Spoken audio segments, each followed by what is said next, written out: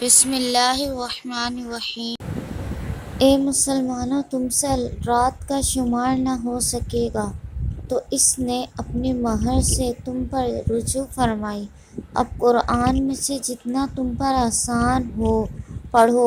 اسے معلوم ہے کہ عنقریب کچھ تم میں بیمار ہوں گے اور کچھ زمین میں سفر کریں گے، اللہ کا فضل تلاش کرنے، اور کچھ اللہ کی راہ میں لڑتے ہوں گے۔ تو جتنا قرآن میسر ہو پڑھو، اور نماز قائم رکھو اور زکوٰۃ دو، اور اللہ کو اچھا قرض دو، اور اپنے لیے جو بھلائی آگے بھیجو گے اسے اللہ کے پاس بہتر اور بڑے ثواب کی پاؤ گے، اور اللہ سے بخشش مانگو، بے شک اللہ بخشنے والا مہربان ہے۔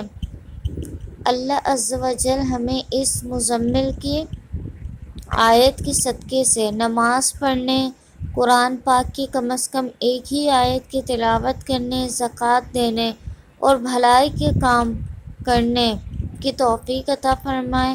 اللہ عز و جل ہمیں صراط مستقیم پر چلائے، آمین۔ ہم نے جو کچھ بھی اس میں آیت سنی ہے، اللہ ہمیں اس پہ عمل کرنے کی توفیق عطا فرمائے کہ جو قرآن پاک کی آیت کا انکار کرتا ہے وہ کافر ہے۔